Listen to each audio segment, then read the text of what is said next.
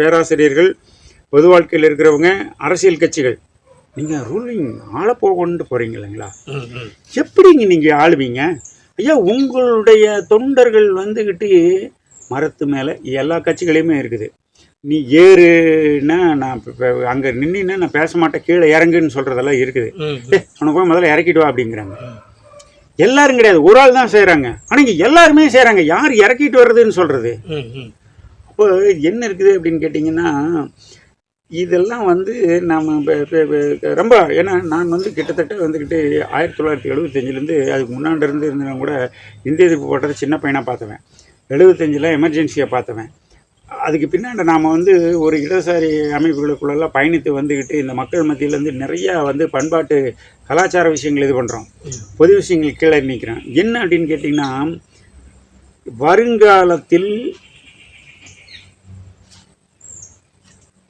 பொருளாதார நெருக்கடி, இயற்கை சார்ந்த நெருக்கடி, புயல், வெள்ளம், வறட்சி, இது சமயம் உற்பத்தி பாதிக்கும்.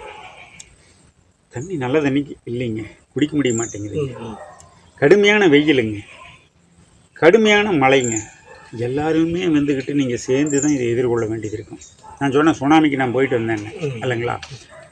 இது மாதிரி நிறையா குஜராத் பூகம்பம், மகாராஷ்டிரில் நடந்தது, இதெல்லாம் நிறைய நாங்கள் வந்து செஞ்சுருக்குறோம். பின்னாண்டதெல்லாம் வந்து நம்ம வயதானோன்னா அப்படியே எல்லாம் பார்க்குறோம். இப்படிப்பட்ட ஒரு இளைஞர்கள் எல்லாருமே நீங்கள் பார்த்துட்டீங்க.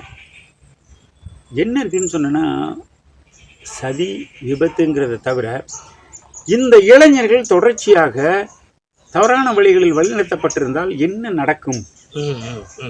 ஏன் அதை பற்றி யாருமே பேச மாட்டேங்கிறாங்க? அதுவே இதுதான். பெண்கள் 1.5 வயசு குழந்தை செத்து போச்சியா, கல்யாணம் போகிறவங்க செத்து போயிட்டாங்கய்யா,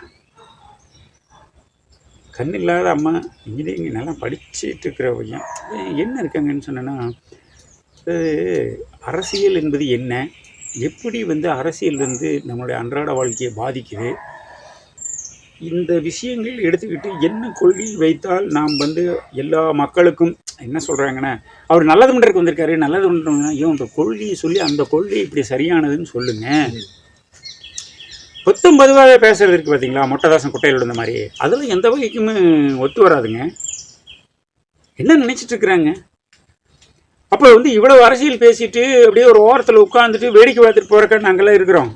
விஜயனுடைய கட்சியை சார்ந்தவர்கள், படித்தவர்கள், அதிலும் குறிப்பாக பெண் குழந்தைகளை அவர் வந்து நல்லது பண்ணுறதுக்கு தான் வர்றாரு, அவருக்கு நீங்கள் அனுமதி கொடுக்க மாட்டேங்கிறீங்க, நீங்கள் தப்பாக இது பண்ணுறீங்க, சதி பண்ணுறீங்கன்னு வாக்குமூலம் கொடுக்குற மாதிரி தான்